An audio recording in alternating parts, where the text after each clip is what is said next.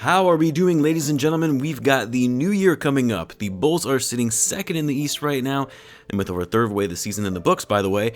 We've got another game later this evening against the Hawks yet again, but this time in Chicago. But more importantly, it's Wednesday, and you know every Wednesday I do a rotating series between your Bulls hot takes and your would you rather scenarios. And in today's video, we're going to be going over your Bulls hot takes from the week. So if you're new to the channel, feel free to leave your hot takes below in the comments.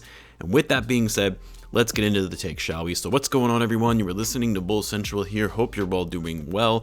Let's get us kicked off with our first hot take, which comes to us from David Mays. The Bulls would be a sub 500 team if they did not sign DeRozan. Wow, interesting take. I agree that they wouldn't be as good as they are right now, but that's kind of a given just because DeRozan is an all-star caliber level player and he's going to make any team better regardless. But sub 500 team? Yeah, I wouldn't go that far because even with Lavine, Vucevic, Lonzo, and even Caruso being added to this roster, not to mention adding Derrick Jones Jr. via the Markkanen trade in the offseason, and also still adding Dosunmu through the draft, no, this would still be a good team. They wouldn't have the record that they have right now at 21-10 and sitting second in the East, but come on now, you have to give these guys a little more credit for what they've been able to do in producing for the team and how impactful they are to the team's overall success. It's not like DeMar is just carrying this team all by himself. No, what's actually making this team so successful is the fact that so many guys on this roster contribute in meaningful ways and they all play unselfish basketball. I think even if the Bulls didn't sign DeMar, they would still be above 500 and likely around the 5 or 6 spot in the East. Next, we've got Kamani Robertson. Lonzo Ball will have a way better season than Vucevic. I don't know about that. I mean, it depends on what you define as better, because as they stand right now, they're both very valuable and impactful players.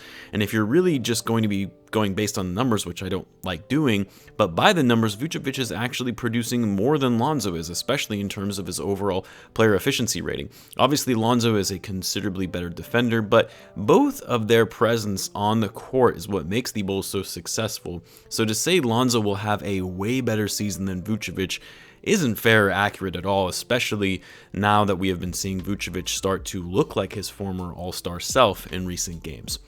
Next, we've got Balugrana. Coby White is slowly transforming into Denzel Valentine. He's a good three-point shooter with good potential, who also had a decent rookie and sophomore season, but an injury threw him off, and now his playing time is at risk with Ayo emerging as a really good player on this team. Love your videos as always. First of all, appreciate the love and glad you're liking the content. As for your take though, no one on this roster should ever be compared to Denzel Valentine. I mean, as critical as I have been of Coby White recently, which I know some people haven't really liked, and especially in the last post-game video that I was talking about him, but Coby is leaps and bounds better than Denzel. First of all, you mentioned Coby having a good rookie and sophomore season like Denzel. Denzel did not have a good rookie or sophomore year. Sure, he had some nice games here and there. I feel like he had one game in his rookie season where he put up 15, 5, and 5, and I thought, maybe he showed some promise. But no, Valentine did not have the type of first 2 seasons in the league that Coby had. And as much as Coby's IQ and general awareness on the court is lacking at times, he is by far a better decision maker, a better scorer, and a more impactful player than Denzel Valentine. The injury did not throw off Valentine. Valentine threw off himself of being too overly confident and lacking the skills necessary to be an effective NBA player. Coby White is still a skilled basketball player with promise. I never saw that from Valentine except maybe a couple of glimpses in his rookie season. Sure, I agree that Coby's playing time is at risk because of the emergence of Ayo, but you can't compare him to Denzel Valentine. Along a similar topic, next up we've got Ty Dorsey. Ayo Dosunmu will have a better career than Coby White. Talk about it. Well, this is going to cause some pretty serious debate in the comments section. I mean, my initial gut reaction is, yeah, I would have to say I agree. I mean, look, based on what we have seen from Ayo thus far, he's a much more poised and polished player than Coby White, who is already in his 3rd season. Coby's a better scorer, no argument there. He's arguably a more athletic ball handler running the floor, but Ayo is a considerably better defender. He's more efficient on offense with his shot selection and decision making, and the team performs better when Ayo is on the court versus when Coby is on the court. And you can especially see that in the difference with their box plus minus ratings. Hard to say how each player will pan out long term over the course of their careers, especially with both players, still being so young and so early in their careers, but with where they stand right now, you'd have to think that Ayo has a brighter future with more upside potential than Coby White. Not saying that's going to happen because players develop and progress at different times and at different rates, or even fall off at different rates. And of course, you never know if injuries are going to change or alter a player's career and trajectory. Next, we've got Joshua Roque. Ayo will be selected for the Rising Stars game. I'd kind of forgotten about the Rising Stars game, and I think part of it is because I was so bitter that Patrick Williams wasn't selected to the roster and felt that the whole Team USA versus World structure for that game is what prevented him from entering into it, because he was better than a lot of guys that were on the World lineup. But either way, yeah, I actually can see this happening. I mean, there was a Rookie of the Year tracker that was published a couple weeks ago, and Ayo was actually number 9 on that list among all rookies. And so when you look at the competition among rookies and sophomores, because it also does include sophomores, there is a legitimate case for Ayo to be included in that game. It will be a challenge, though. He isn't a shoo-in by any means, especially because the rookie class in particular so far this season has been very solid. And there have been some great emergence from players that are in their sophomore year, guys like Tyrese Halliburton, LaMelo Ball, Anthony Edwards. So it's not going to be easy, but I could see it happening, especially if Ayo continues to get more run on the court with Caruso being out. Next, we've got Riff Simons. We should intentionally have a lower seed than the Nets so that Kyrie isn't available for a potential Game 7. Interesting. No, you should never intentionally try and get a lower seed than any team ever. Sure, with Kyrie unable to play in any home games because of the vaccine requirements in New York, in the event that there is a Game 7 in Brooklyn, he would not be able to play. But yeah, no, if you have the ability to finish ahead of the Nets, like, you want to secure home court advantage at all costs, because that could potentially lead into the finals depending on how great your record is.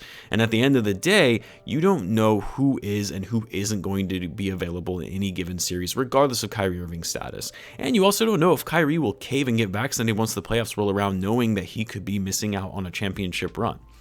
Next, we've got JJ. Derrick Jones Jr. is almost as valuable as Alex Caruso.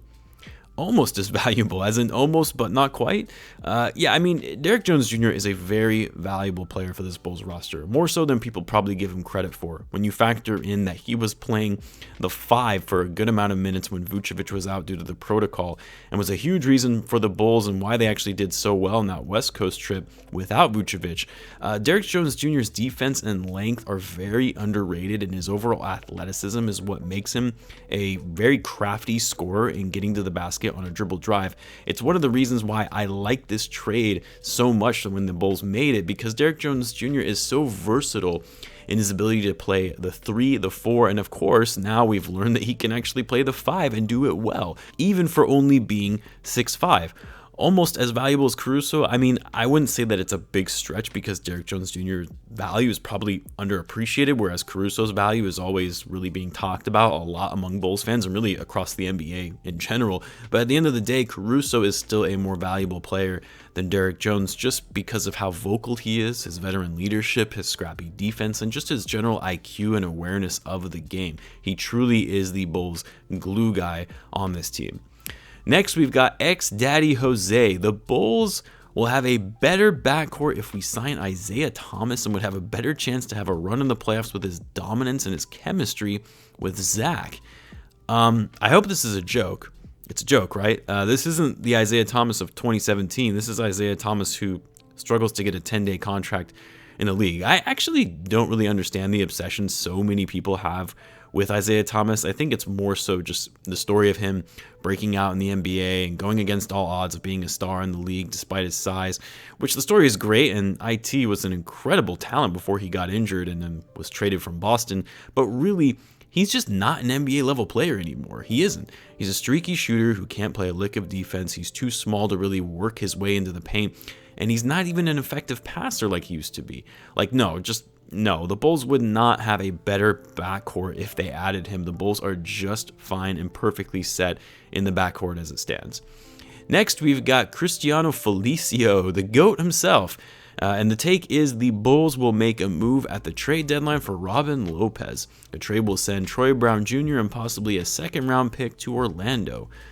Yeah, there's no way the Bulls would make this trade because at this stage in Rolo's career, he's not even close to being worth a young player and a draft pick, not even for a team that needs front court depth. Now, Robin is likely going to be bought out. He simply doesn't have enough value for a trade in the NBA anymore. Could the Bulls maybe pick him up for the vet minimum after getting bought out? Yeah, sure, maybe, but I see them pursuing better options for buyout candidates.